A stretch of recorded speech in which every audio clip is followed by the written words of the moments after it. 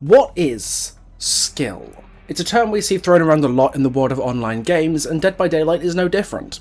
You could ask 10 different people what skill is in DBD, and you'd probably get 10 different answers. And if you asked what was skillless, you'd probably get 10 different answers too. Although I'd wager Kanaki would be mentioned in most of them.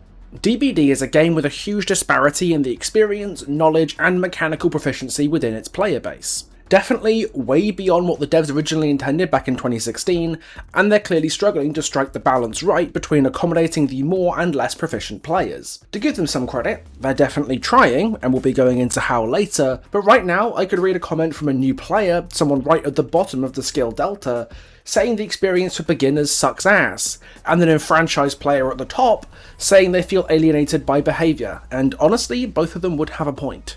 So of course what's needed here is my input on the matter, because I have the most important job in the world. I'm a YouTuber, so that means I'm not only qualified to assess and break down every important topical issue in the world, but also important enough that you have to sit there and listen to me yap about it. I promise this isn't a job for egomaniacs. Who said this was a job for egomaniacs? In today's video, I'm going to try to figure out why Dead by Daylight has such a difficult time accommodating various levels of player skill, especially in recent years, how effective their efforts have been to smoothen the process of getting better, and maybe make some suggestions as to how future DBD players can be better supported in their journey of improvement. Welcome, friends and foes, survivors and killers, to Dead by Daylight's skill issue. Let's start from first principles here, and answer the question that I asked a few minutes ago. What even is skill in Dead by Daylight? But before we continue, we have the now seemingly traditional character giveaway, because hidden in this video is a code for the brand new survivor Kwon Tae-young from the All Kill Comeback release. If you find the code hidden in this video, you can redeem Tae-young on the house courtesy of Behaviour themselves. If you find the code first and redeem the character, leave a pinned comment on the video and I will pin it so that everyone knows to stop looking. I don't think there's one thing you can easily point at and say, that's skill.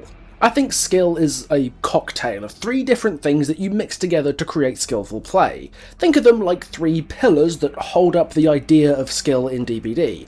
Skillars, if you will. Mechanical proficiency, commonly known as Microplay, large-scale situation management, otherwise known as Macroplay, and knowledge, something that I think gets bundled in with Macroplay a lot, but I honestly think it's its own component of skill. I think about it like this. Good knowledge is knowing that you can force Plague to take Corrupt Purge and reset her fountains by cleansing at every single one, but good macroplay is knowing when to do that at the right time, when you can afford to let Plague have her power at the cost of never having it again, and which survivor should be cleansing where. In Dungeons & Dragons parlance, mechanics would be dexterity, knowledge would be intelligence, and macroplay would be wisdom. And all 3 of those are needed to create the intoxicating and powerful cocktail that is skillful gameplay. This is how different characters can be skill expressive in different ways. Take Hillbilly for example. Hillbilly is a killer with a lot of mechanical skill expression, some of the highest in the game, so he's a very skillful killer from a mechanical point of view, and he requires pretty decent knowledge as well to play him effectively, because knowing your collisions and what you can and can't curve around is really important. He's not as knowledge intensive as some killers because his power only really does one thing that you have to learn, but knowing your collisions is not nothing. However, Billy's macro is some of the easiest in the game. In fact, when it comes to the macro, Billy gets his hand held quite a bit. When your power is an instant down, you don't have to waste time holding W to catch up to someone after you hit them. And infinite unconditional map mobility that actually gets better if you spam it, means you can easily course correct from any macro mistake by going where you actually need to be much faster than anybody else. These 2 factors mean Hillbilly just has a load of free time and margin for error in your wider macro that other killers don't have, and that means his macro is just a more forgiving version of the game everybody else already has to play. On the flip side, you have a killer like Sadako, whose skill expression is almost entirely devoid of mechanical prowess, and a pretty middling amount of knowledge, but has a pretty steep macro management learning curve and requirement to play properly, so you can maximise everyone's condemned uptime. For your power to do anything at all, you have to be constantly juggling players and forcing them to return some videotapes instead of doing gens, and the difference between a good Sadako and a bad one can be pretty stark as a result, even though she's got one of the lowest mechanical skill expression requirements in Dead by Daylight. I'll go back to talking about the skill expression of killer later, but I want to talk briefly about the skill expression of the survivor role here for a second, because I'm about to say something quite controversial. I think the skill floor of survivor is harder than most people give it credit for, to learn to play it properly, even though mechanically it is a pretty simple role at its core. Run around the loop until the killer gets close, stun them with a pallet if you can. Optimizing these things can take a lot of time and practice, but in terms of actual mechanical mechanics, there's really not a huge amount for survivors to learn. As long as you can land a flashlight or pallet save, that's about as far as you're going to get, at least before perks are involved. There are things like timing a dead hard, head on or last stand, and specific mechanical counters to some killers like crouch tech, but at its baseline level, without perks or powers in the equation, survivor's just not really a mechanical role. Where survivor skill comes from is in the macroplay and especially knowledge pillars of skill. Love the term skillers, I might keep using it. Survivor macroplay is very multifaceted and hard to appreciate from the perspective of any one player, survivor or killer. There's a lot of decisions survivors have to collectively make throughout the match, not just for yourself but for the entire team. You have to be able to not just hold a chase, but make sure that you're not running the killer into the active gens during that chase, that you're going down in the right place to minimise the killer's options to hook, and maximise the amount of time the killer has to spend getting back into the map. Don't go down too close to other vulnerable survivors so the killer isn't encouraged to slug. Be ready to pick your teammates up to negate slugging pressure if the killer tries anyway. You've got to make sure that you can find gens quickly and are repairing the right gens and not give the killer an easy 3-gen. You got to figure out who should unhook, who's closest, is the killer trying to force trade, who should make that trade, how long you can afford to leave them on the hook for to maximise gen time, but prevent the killer from securing a stage. You've got to coordinate double saves and endgame unhooks and find good reset spots, and take hits for tunnel teammates, and in solo queue you've got to do all that while some goober called Krasu's intestine liquor or something is spending their time breaking a double totem through Thrill of the Hunt as opposed to doing gens. This is one of the key causes of the solo queue divide. Optimal survivor play requires everybody to be on the same page, and while you don't necessarily need perfect communication in voice or whatever to do that, it definitely helps enormously, and saves on perk slots that you'd otherwise spend on team information perks like Bond. Not only can you not guarantee that your solo queue teammates have basic awareness of the game state, each player is dealing with an incomplete set of information that a full comm swift doesn't have to worry about, which means that what appears to be the right call from one person's perspective isn't actually true a lot of the time. You might see a change in the status HUD and think that the solo queue Andy who got off the gen while someone was on hook was going to get that unhook, but in reality that survivor was too far away to get the unhook and decided to instead look for the ruin so that when someone closer goes for the unhook their gen doesn't regress. And now you're sticking a gen while somebody goes second, the other survivor is wandering around the map looking for a totem, and in this case nobody technically made the wrong play on their own. Everyone used the information they had to make a decision that made sense, but coordinated together poorly, and the survivor on hook paid the price for it, which puts the entire team at a disadvantage because they have one less hook stake to play with. When behaviour talks about closing the gap between survive with friends and solo queue, this is what they mean. Minimising the unforced errors in a match caused by solo players having incomplete information, the kind of thing that Swifts don't have to worry about. Status HUD has been the single most impactful change in DBD's history to alleviate this issue, because it tells survivors what their teammates are doing without any communication necessary, but as my example earlier demonstrates, there's definitely still a lot of ambiguity in the HUD that leaves room for unnecessary mistakes. But that's not the only problem with skill expression in the survivor role, and I'd argue it's not even the most egregious problem solo queue has. The biggest single cause of survivors lacking skill in DBD is the knowledge gap between players, and just how little many survivors know about the basic play patterns and abilities of the killers they're up against. When you go down a bit faster than you should because you misjudged the killer's distance or lost a 50-50, you made a mechanical error, and that happens. But when your teammate goes down instantly, like from healthy so fast you barely registered they're being chased at all, that isn't mechanical error, at least not usually. It's more likely because they literally do not know what they are fucking doing. A lot of players simply have massive gaps in their understanding, and that means that they can't get better because they don't understand what they're doing wrong. And the overwhelming majority of this comes from killer powers. There are a lot of killers in this game, with new ones every few months, and the occasional rework that might completely change how you play against a killer. And if you're a casual player who doesn't keep up with all the new releases, or a new player who just hasn't got many matches against most killers, I don't blame you for not having that knowledge, especially when it comes to killers that nobody fucking plays. I want you to think for a second, when the last time you got a Twins was, or a Krasu, or a Skull Merchant, or a Hag. Think about the last time you played against one of these very underplayed killers. and then think how long it was between the last time you played against them and the time before that. I'm willing to bet it's been weeks, possibly months, between your last 2 Krasu matches or Twins matches, and those killers have unique, coordination-heavy, and sometimes pretty obscure counterplay while being strong enough to really punish you, to the point you're probably going to lose if you don't do it, unless the killer player is bad at using the power. There is a reason why those 2 killers specifically have such high kill rates at high MMR according to Behavior's latest stats drop. The survivors in these lobbies might have single digits of games ever against these killers, whereas the very small number of killers playing them at that level will be psychopaths with hundreds or even thousands of matches of experience. When I say psychopath here, I mean it in a very caring way. You guys know I love you. This, I think, showcases an enormous gap between how killers and survivors get better at the game, because if you want to get better at playing a killer, you can just load up a match and play them. You might get your ass kicked, you might get players just giving up at the sight of you or calling you slurs in the endgame chat, but you can just say GG, leave the lobby and queue right back up again for your next match, and you can keep doing this again and again and again as much as you like until you get good, because you can practice whatever you like, whenever you like. Unless they happen to have a team they can get in customs with and a dedicated player for their chosen killer on speed dial, survivors do not have the same opportunities to get better, because they can't control who they're playing against.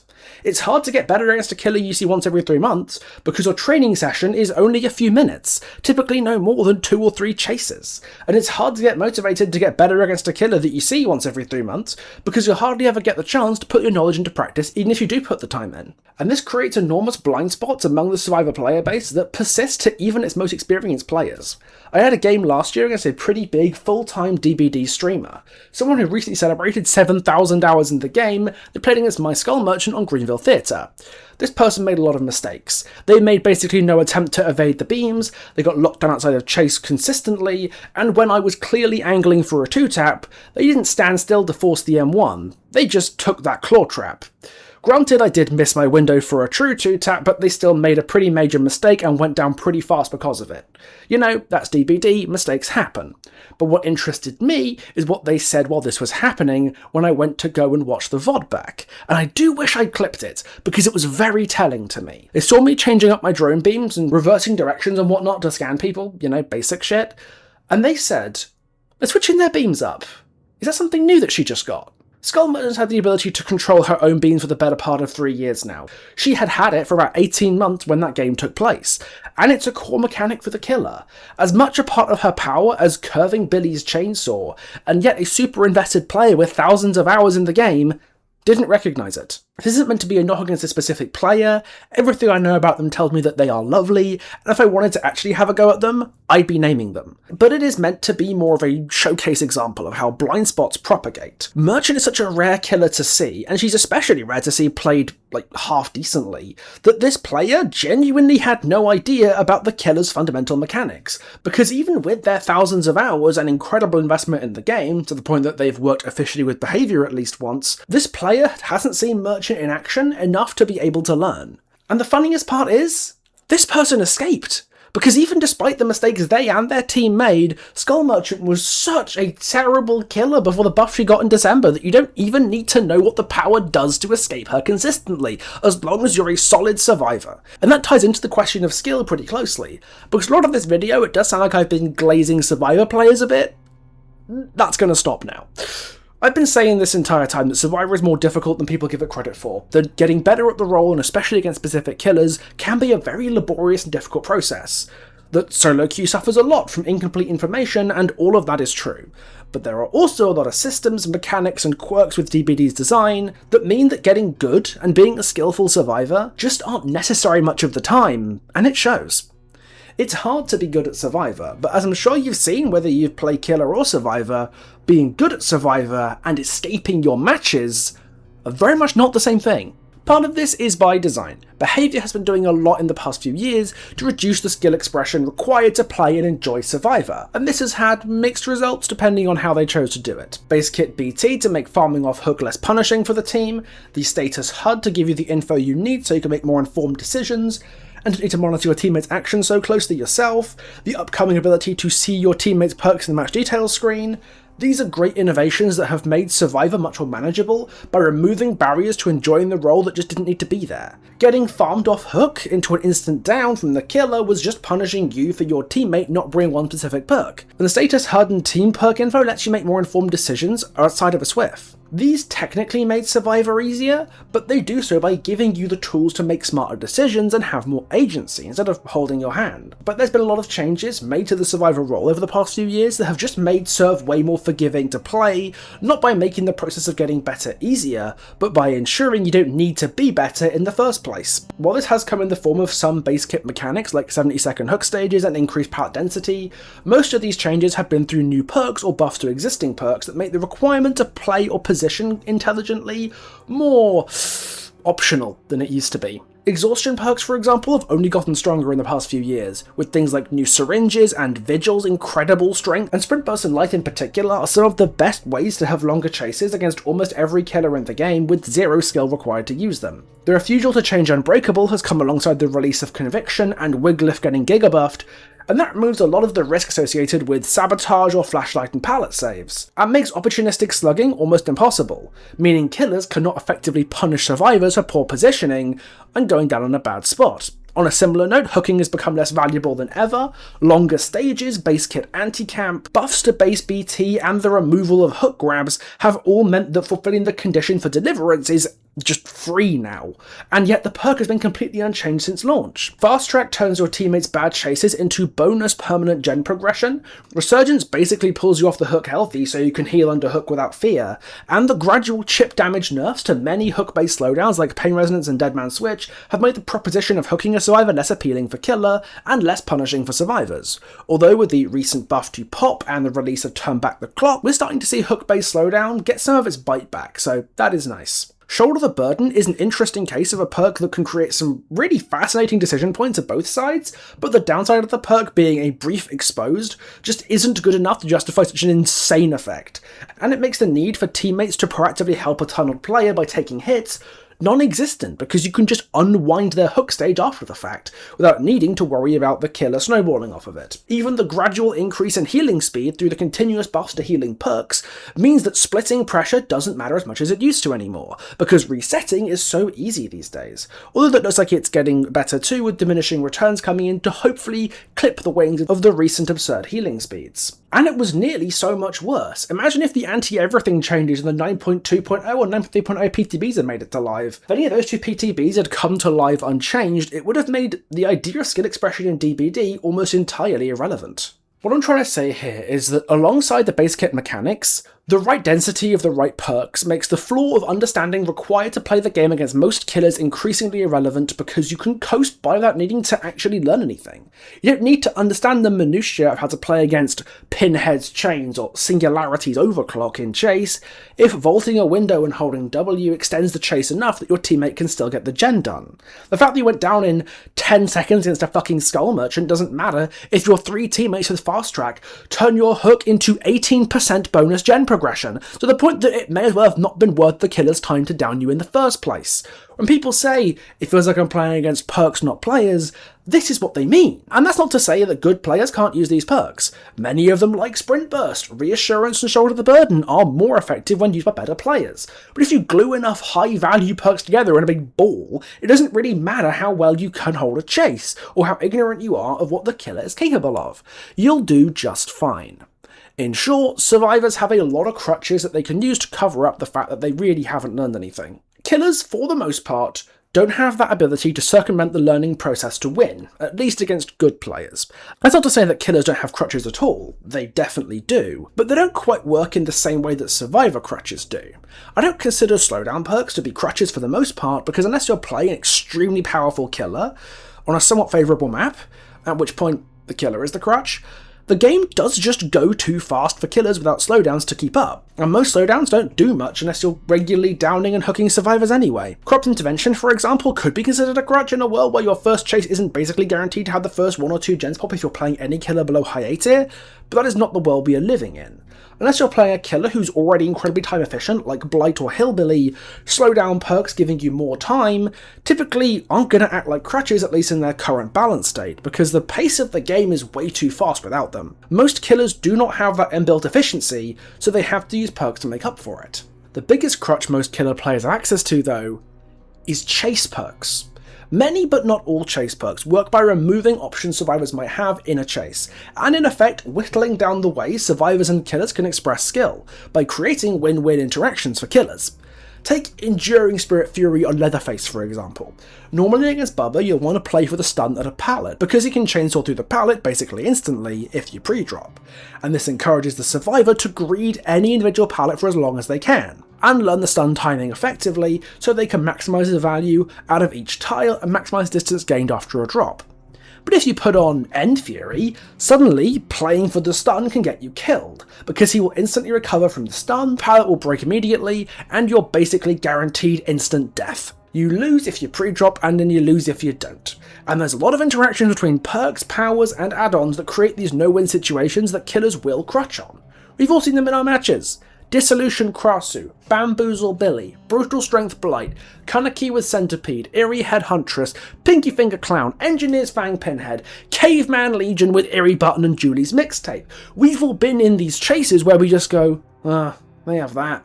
And then the game just feels like a wash whether you win or lose. There are some info perks that create these situations on specific killers, like Predator or Nowhere to Hide on Nurse, or long range info like Tinkerer, on mega mobile killers like Blight, but for the most part chase perks are the most effective way killers have to remove interaction points that they have with survivors and create no-win situations in their favour.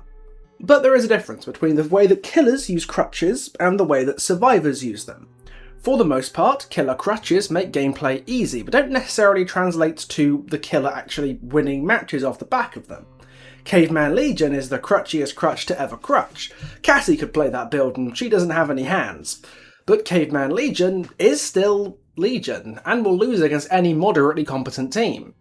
That's the thing about playing these easy killers or running perks that make your game easy. They're just kind of bad for the most part.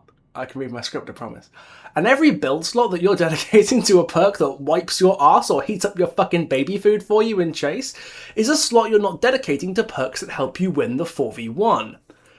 For Survivor, on the other hand, the Goo Goo Gaga Fisher Price perks that you pick to remove interaction with the killer are also the ones that help you win, because the amount of time that they provide you and the options they strip away from the killer are so big that they outstrip almost everything else you could run.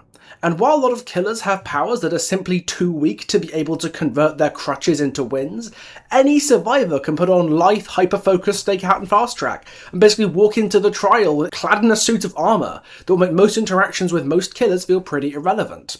You're not encouraged to learn to be good at Survivor when the perks that will carry you in your first ever match of DBD will still be able to carry you after 4,000 hours of play. And players who allow these perks to carry them without getting good will only become unstuck when they're up against an insane specialist, capable of kicking their ass with a weaker loadout even through their crutches, or an extremely strong killer who may or may not be running crutches of their own to win. This means that when perks get nerfed or new power crept stuff gets released on the other side, you end up with a player base left high and dry, because they've been coasting by on Sprint Burst or End Fury or whatever, and they don't know what to do when those things aren't enough to help them win anymore. And that can be a catalyst for players to get better, which is great. But there is of course another approach to not knowing how something works or finding a gap in your knowledge, and it's one thing DBD players have always gravitated towards: whining. The Dead by Daylight community has a culture that encourages you to blame other people at any cost. The old joke of the Survivor rulebook for killers exists for a reason, but killers do it too. You don't need to improve your coordination in endgame unhook situations, because it's the toxic killer's fault for camping. You don't need to know when to drop a chase. It's the toxic survivor who pre-dropped the pallet that's to blame. It's just a chainsaw, what are they so worried about? And this discourages players from genuinely improving. Because if the opponent is to blame for your bad experience, it's not your fault, there's clearly nothing that you need to do to get better. They just need to play fair. Don't they care about your fun too? It is the perfect counterspell you can always just throw up to dispel any desire to get better so you can enjoy your experience more. You're not bad, you didn't make any mistakes, you're perfect. Your opponent's just a meanie. And I think this is where a lot of experienced players, especially Survivor players, but far from exclusively Survivors, fall apart. They become complacent because their bare bones understanding of the game combines with whatever crutches their heart desires to give them enough success against enough weak killers or baby survivors that they think they've learned all they need to. So when they run into an actual challenge, it isn't their fault, it's the toxic swifts or stupid broken killers like Artist or Clown or fucking Skull Merchant. You don't have to get better, you just have to bitch louder, give up on hook, disconnect, ruin the game for everybody else, and break out your choice of slurs in the post-game chat with Anon mode to protect you. And that's how we get patches like 8.3.0, where a killer gets rendered down into molten slag to be unfixed for years because weaponizing incompetence is easy if you bitch loud enough. Sorry, did that get hurt much? It struck a nerve a little bit, I'm sure you understand. Now, this is my biggest frustration with the way the DBD community handles things. They don't understand. Because if you're a new player, or a returning player, and you don't understand something you haven't seen before, that upsets you. I get it. This game changes a lot, and keeping up with it is hard.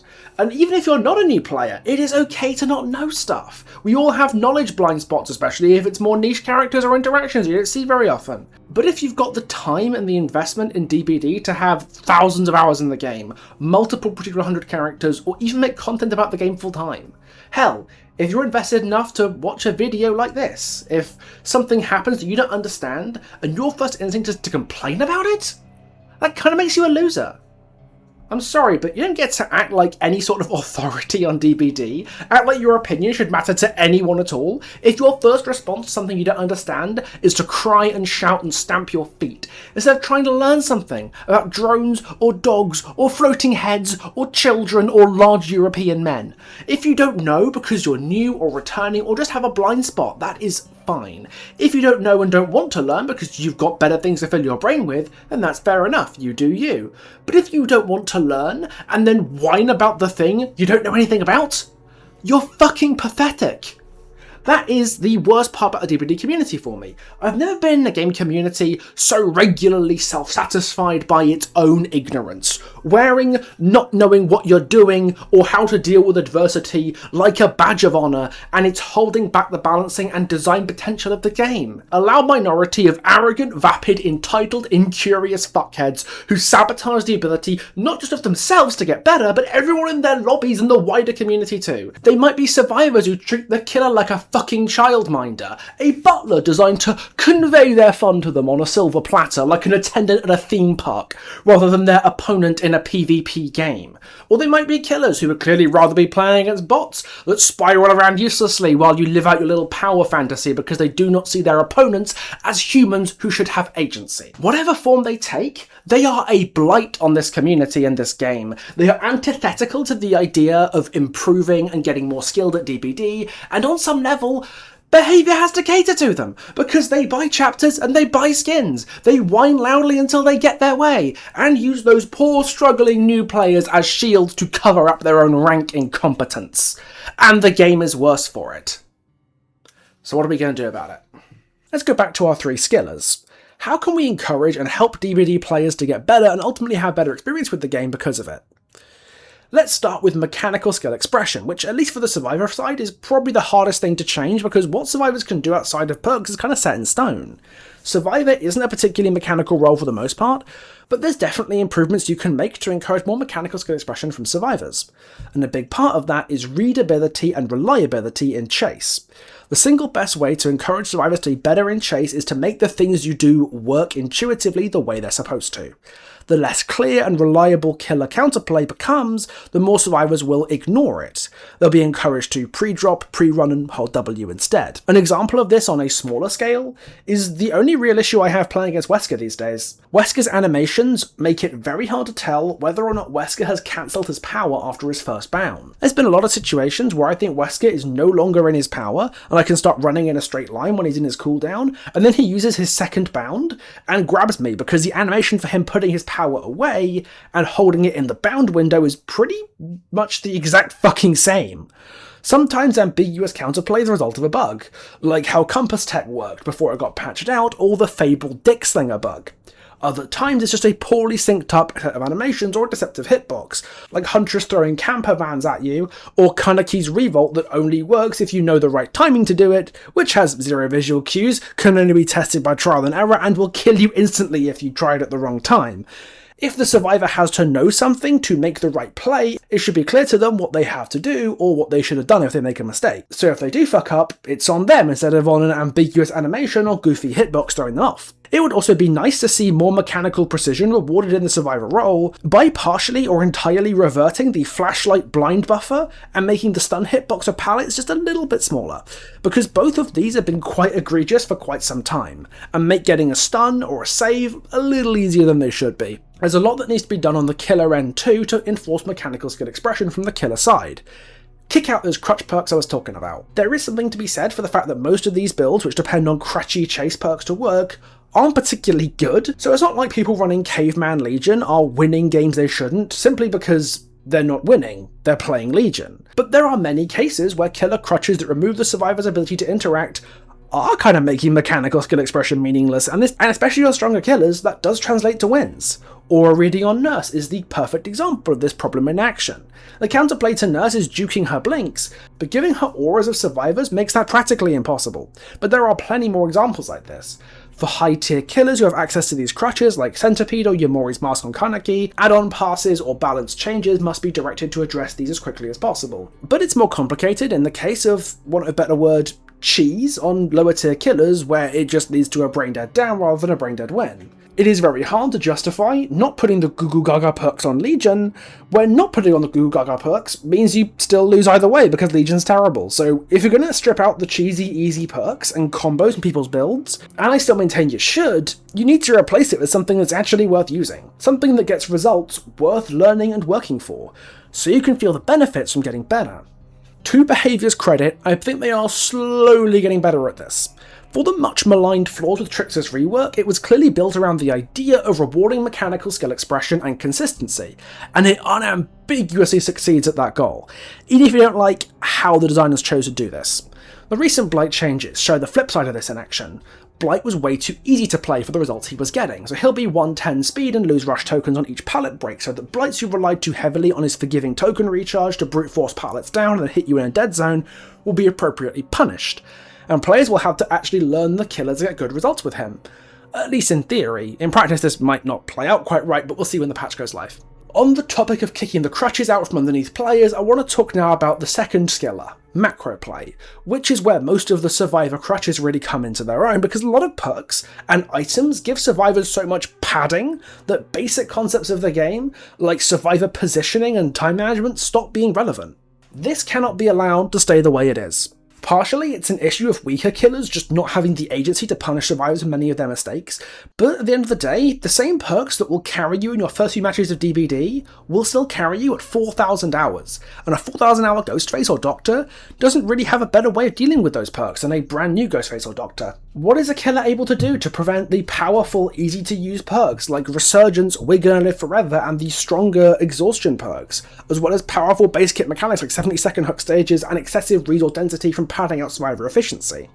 If the answer isn't a damn fucking good one to every single one of these questions, for the majority of killers, we need to start talking about nerfs and reworks. Of course there needs to be a balance here. The strongest killers are able to completely run over the distance-based exhaustions like Light and Sprint Burst, so you need to make sure that serves aren't being left out in the cold against those killers.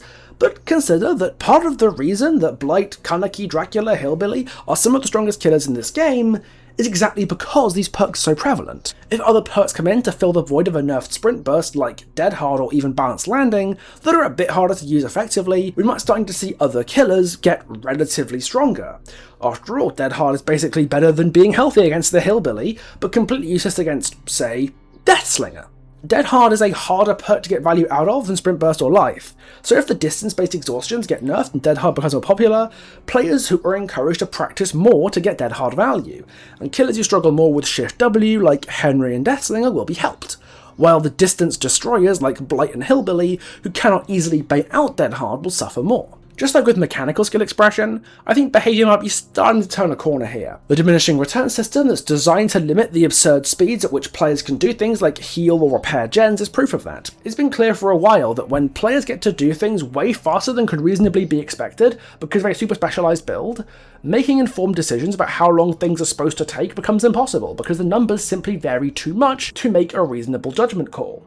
If the heal could take 20 seconds, 3 seconds, or anything in between, and your only way to determine that is a bunch of survivor perks that you can't see or interact with, actually thinking about how long actions take becomes meaningless, because there's simply no consistency anymore. Many of the attempts behaviours are making recently to cut down on the solo queue and swift divide have also helped this problem, by giving individual survivors more information to help them make informed decisions about what to do and when. The status HUD and upcoming feature to reveal your teammates' perks are both perfect examples of this, and I hope we're going to see expansion on both of those systems and more to further narrow that gap. But if there is one area where behaviour and the community have both thoroughly dropped the ball, and continue to do so, it is knowledge, because I don't think DBD players have ever been as willfully ignorant of so much as they are right now. Never before was so little known by so many about so few. I said on Twitter a little while ago that survivors are generally better in chase than they were a few years ago, but their macro has gotten worse over the years. But looking back on it now, I wish I'd elaborated a little bit more, because only part of it is actually down to worse macro in my opinion. Yes, I think survivors are making more brazenly dumb decisions than they were a few years ago because the excessive amount of crutches that they have means that they are punished less for their fuck-ups, but I truly think a lot of bad survivor choices are down to literally not knowing what they're doing. Behaviour isn't really helping that very much, unfortunately. They said at the end of last year they want to revamp the game's tutorial, but we've yet to see any of that in action. And a lot of survivors just don't know what the killers they're up against do anymore. Part of that might be an issue of complexity in the new killer powers, but complex killer powers with lots of moving parts can still feel intuitive to play against and communicate themselves to players effectively. Doctor's a perfect example here. His power description is enormous, but you don't need to know most of it to play or play against Doctor. And similarly, killers with theoretically simple powers, like the Crossu, still catch people out a lot. You'd think spit on people, then hit them with a dash would be easy to learn, to play with and play against. But when was the last time your solo queue teammates body blocked for you against headform? There are so many ways behaviour could encourage more players, again especially but not exclusively survivors, to actively want to learn more about the game they play, and a great start would be more in-game prompting when you're playing against a killer that you're not familiar with. We all know by now that when you load up a served match and it's your first or second game against a killer, you get a little hint to summarise what they do. But this is not good enough, not even close. You do know that nobody actually reads these, right? Pretty much nobody actually pays attention to the loading screen. The advice that they give is often not terribly helpful and the message can go away pretty quickly, so you don't often even get a chance to fully read it and internalise it before you load in. I suggest putting a reminder of this information or some other helpful prompt on the survivor's screen when they're first hooked by that killer too.